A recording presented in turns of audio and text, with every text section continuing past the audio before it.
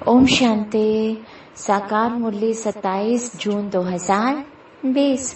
बाबा का मीठा मीठा लेटर मीठे मीठे मनन के लिए बाबा का हाथ सिर पर अनुभव करते हैं और कुछ देर के लिए बाबा की किरणों के अंदर समा जाते हैं।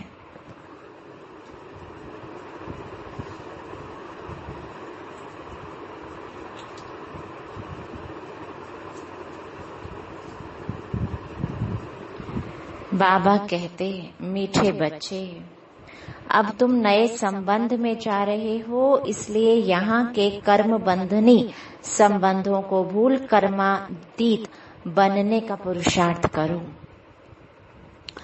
पहले तो कर्मातीत बनने के लिए हर तरह से हमारी बुद्धि हर किसी से डिटैच हो, हर लेन देन से डिटैच हो, हर तरह के प्रभाव से, अभाव से, झुकाव से, बोझ से, किसी भी व्यक्ति के द्वारा किए गए कर्मों से, किसी भी आत्मा के द्वारा दिए गए फीलिंग्स से डिटैच हो। कर्मातीत बनने का पुरुषार्थ, हर बंधन से तोड़ने का। बंधन से तोड़ना मतलब ये नहीं है कि सबसे छोड़ करके सन्यासी बन जाए, नहीं, सब में रह करके बेहद के वैरागी बनेंगे तो हमारी कर्मातीत अवस्था होगी। बेहद का वैरागी का अर्थ क्या है? आत्मा हर तरह के व्यर्थ से दूर चली जाए। जब आत्मा हर तरह के व्यर्थ से दूर जाएगी, बेहद की वैरागी बनेगी, तब उसके सारे कर्म बंधन, लेन देन, हिसाब किताब, सारे विघ्न समाप्त होंगे और आत्मा कर्मातीत अवस्था को पाएगी। फिर बहुत समय तक कर्मातीत बने रहने से आत्मा संपूर्ण बनेगी। एकदम कर्मातीत बनते ही संपूर्णता की स्टेज नहीं आती। प्रश्न है, बाप किन बच्चों की वाह करते हैं? सबसे अधिक प्यार किन्हों को देते हैं? बाबा को गरीब बच्चे बहुत पसंद हैं। आराम से 2 रोटी खाते हैं, किसी तरह का कोई लालच नहीं है। बाबा ऐसे बच्चों को बहुत प्यार, बहुत याद करते हैं, प्यार से याद करते हैं। और साथ में जो अनपढ़े बच्चे हैं उन्हें देख भी बाबा खुश होते हैं कि पिछला कुछ भी मिटाने की मेहनत नहीं करनी पड़ेगी, क्योंकि कुछ पढ़ा ही नहीं है। तो ऐसे बच्चों को बाबा याद करते हैं और कहते हैं हम बच्चों, सभी बच्चों को, कि आत्म अभिमानी देही अभिमानी भव। शब्द 2 अलग हैं, मतलब एक ही है। अपने को आत्मा समझकर कर्म करो, इन कर्मेंद्रियों से कर्म कराओ। आत्मा पूरे 84 जन्म लेती है, एक शरीर छोड़ दूसरा लेती है। शरीर खत्म होता है, आत्मा खत्म नहीं होती है। जो चीज खत्म नहीं होती उसको ही याद करना आत्म अभिमानी अवस्था है। बाबा ने ये भी कहा कि योग की ताकत कम है, योग का बल कम है, याद की ताकत कम है। ज्ञान तो बहुत सहज है, एक छोटा बच्चा भी आत्म अभिमानी स्थिति में होकर ज्ञान समझा सकता है, लेकिन बल कहाँ कम है? सारा का सारा सार यही है कि हमारे अंदर योग की कमी है। हम, बाबा कहते, कोशिश करो जितना हो सके बाबा की याद में रहने की। धंधा धोरी में बुद्धि कहीं भी जाए, गृहस्थ में पवित्र रहना है। और साथ साथ जितना जो बाबा की याद में अपनी बुद्धि को टिकाएगा, उतना आगे बढ़ेगा, उतना कर्मातीत पहुंचेंगे। आत्मा नीचे काम कर रही है, लेकिन ऊपर बुद्धि परम धाम में लगी रहे।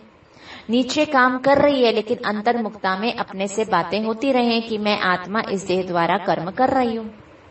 आत्मा नीचे कर्म कर रही है। अगर बुद्धि का काम नहीं है तो बुद्धि बाबा के साथ अटैच रहे, ये है याद की यात्रा। और बैठ करके योग हो, ये है तपस्या। इसकी कमी है। निष्ठा भी बाबा नहीं बिठाते। निष्ठा मतलब ऐसे ही जबरदस्ती हठ योग करना नहीं सिखलाते। ये शब्द ही गलत है। निष्ठा कि हम बैठ जाएं और मक्खी पैर पे बैठी है, हम हिलाएं ना, क्योंकि हम तो बैठे हैं। पसीने आ रहे हैं, हम उसको पूछें, हम तो बैठे हैं, ये गलत है। कंफर्टेबल होकर के जब हम बैठेंगे तभी तो आत्मा बाबा से संपूर्ण करंट को एब्जॉर्ब कर पाएगी। तो निष्ठा में नहीं बैठना, पर निष्ठा रखनी है। निष्ठा का अर्थ है संपूर्ण दृढ़ता, और निष्ठा का अर्थ है जिद में बैठ जाना, हठ योगी बन जाना। तो निष्ठा में नहीं बैठना। उसके बाद बाबा ने कहा संबंध एक बाबा से ही जोड़ना है वहां पर, और जब हमारे बाबा से यहाँ संबंध जुड़ेंगे तो अपने आप हमारे यहाँ के संबंधों में बदलाव आएगा। और सतयुग में कोई संबंध कर्म भोगनाए दे ऐसा होता ही नहीं। यहाँ मेहनत करेंगे तो वहाँ उच्च कुल में जन्म लेंगे, पढ़ाई से हम वहाँ ट्रांसफर होंगे। पुरानी दुनिया के बदलने से पहले अपनी कर्मातीत स्टेज तक हमें पहुंचने की तैयारी यहाँ करनी है। बाबा ने कहा चीनी आदि आगे नहीं मिलेगा, तो किसी भी चीज की लालच नहीं रखनी, चाहे दुख हो, चाहे सुख हो, चाहे अभाव हो, चाहे अभाव ना हो। लेकिन मेरी स्थिति ऊपर नीचे तब नहीं होगी जब मुझ आत्मा में अशरीरी बने रहने की, देही अभिमानी अवस्था में रहने का अभ्यास होगा। ये नहीं है कि हम ज्ञान में चलते हैं तो गवर्नमेंट हमें चीनी दे देगी। बाबा कहते वो तो जानते ही नहीं है कि हम कर क्या रहे हैं, हम पढ़ किससे रहे हैं, हम बन क्या रहे हैं। उन्हें समझाना है, लेकिन किसी चीज की मन में मांग ना हो। सब कुछ देही अभिमानी अवस्था में रहने से हमें अपने आप प्राप्त होगा। ये कितनी बड़ी टीचिंग है। हर चीज मिल जाएगी, बस हम बाबा की याद में रहें, हम अपने को आत्मा समझ करके चलें, हमें हर चीज मिल जाएगी। आज की मुरली याद पर बेस्ड है। 14 साल की भट्टी में वो कितना आपस में तपे बाबा के साथ। हम कुछ घंटे की भट्टियों को रोज जीवन में उतारेंगे, तब जाकर के हम वो बने, हमारी आत्मा, हम आत्माएं निरोगी बनेगी, और तब जाकर हम वो बनेंगे जो बाबा हमें देखना चाहता है। हम संगम युगी हैं, और कितनी वंडरफुल बात है कि एक ही घर में एक संगम युगी, एक कलयुगी बच्चा कलयुगी या हाफ पार्टनर कलयुगी होता है।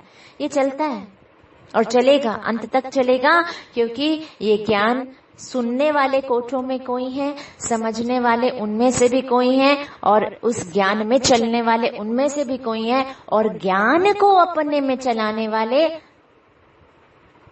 कोई में से भी कोई हैं।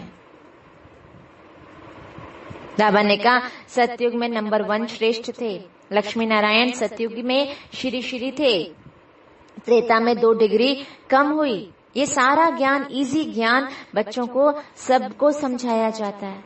ईश्वर ने, ईश्वरीय सभा है, ईश्वरीय सभा का कायदा है। जिन्हें ज्ञान रत्नों का कदर है, कभी उनको उबासी ना आए, झुटका ना आए।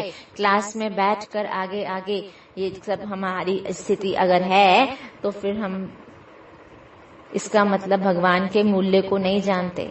नींद में अगर हम मुरली सुन रहे हैं, या लेट कर सुन रहे हैं, या बैठने के हम स्टूडेंट बनकर सुन रहे हैं, हम पूरी अटेंशन से सुन रहे हैं, तो इसका अर्थ है कि बाबा की मुरली का हमें कदर है। बाबा ने कहा ब्राह्मणियों ऐसे ऐसे को भी ले आती हैं जो बाबा को नहीं समझते। बाबा ने कहा मीठे मीठे बच्चों को बाबा बार बार समझाते हैं, ये अच्छी दुनिया है, तुम्हारा बेहद का वैराग्य है। ये मंदिर वगैरह बाकी जो भी चीजें इस समय दिखती हैं, वो सतयुग में नहीं होने वाली हैं। सबसे वैराग्य, बेहद का वैराग्य ही यही है कि हमारा साधारणता से और व्यर्थ से वैराग्य हो जाए। समर्थ और आवश्यक संकल्प ही हम उठाएं। 4 तरह के आत्मा संकल्प लेती है।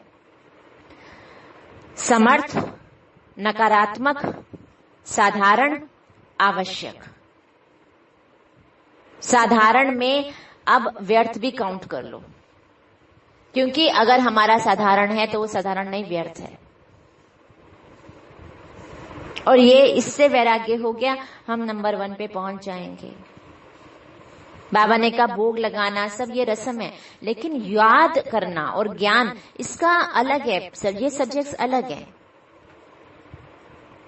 साक्षात्कार होना या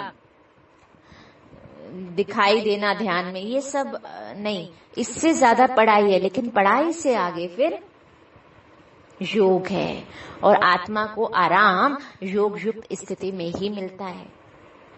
1 सेकंड में विश्व की बादशाही 21 जन्मों के लिए समझ से नहीं मिलेगी, समझ से तैयारी करेंगे, लेकिन वो तैयारी याद कहलाएगी। 21 जन्मों के लिए हम निरोगी तभी बनेंगे जब हम बैठ करके तपस्या करनी सीखेंगे। तो आज से बैठ करके अपनी तपस्या को बढ़ाना है, और चलते फिरते हर कर्म को स्वमानों से बांट लेना है। पानी पीते वक्त मैं परम पवित्र आत्मा हूँ, चलते वक्त मैं फरिश्ता हूँ, खाना बनाते वक्त मैं परम पवित्र आत्मा हूँ, किसी को देखते वक्त मैं मास्टर सर्वशक्तिवान आत्मा हूँ, बैठ करके मैं निर्विघ्न आत्मा हूँ, मैं विघ्न विनाशक आत्मा हूँ, मैं तपस्विनी आत्मा हूँ। कहीं पे कुर्सी में बैठे हो तो मैं विश्व महाराजन हूँ, मैं स्व महाराजन हूँ। अपनी तैयारी अपने साथ, अभी अपनी लड़ाई है, अपना पेपर है। आत्मा इन सब चीजों को धारण करती है, आत्मा ही शरीर द्वारा बोलती है, आत्मा ही ज्ञान को धारण करती है। आत्मा का पाठ मन, मन को दोस्त बना लो अपना, मन से बातें करना है। ऐ मन, सारी जिंदगी किसी न किसी से बात की, अब तुझसे बात करना है। I am your twin sister, I am your best friend. मन से बातें, यही अंतर्मुखता है। मन से बातें, क्यों सोच रहा है, नहीं सोचो, बस बाबा पर केंद्रित कर देते हैं हम इस बार बुद्धि। बाबा सोचेगा ना, सोचेगा वो। और तभी जाकर के जब हम ऐसा प्रोग्रामिंग देंगे मन को, तब हमारी कहनी और करनी में अंतर नहीं होगा।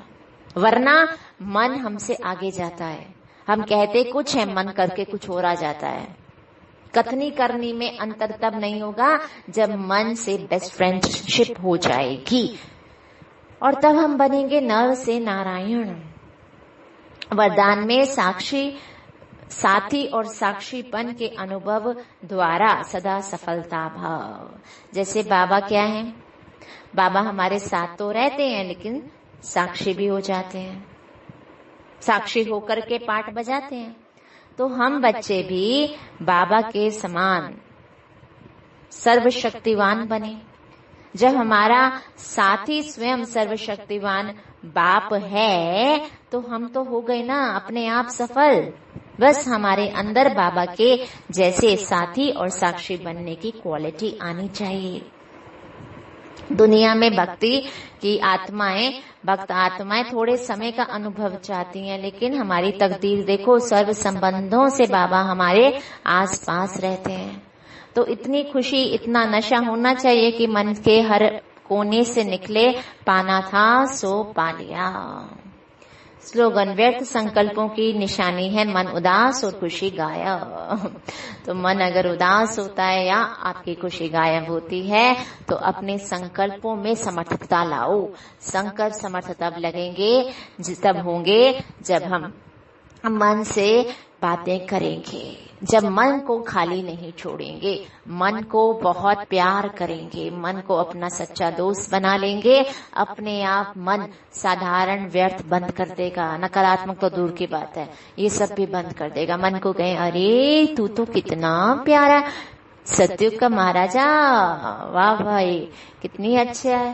तो मन से प्यार से बातें करना, बच्चे की तरह मन को चलाना, यही हमें सफलता दिलाएगा, क्योंकि आखिरी खेल मन का है। कहते हैं ना मनोबल, मनोबल का क्या अर्थ है? मन के अंदर कितने शस्त्र हैं, बलों के, ताकत, पावर के, शक्तियों के, उसी पर आखिरी खेल चलेगा। शुक्रिया बाप दादा, शुक्रिया आप सभी का। ओम शांति।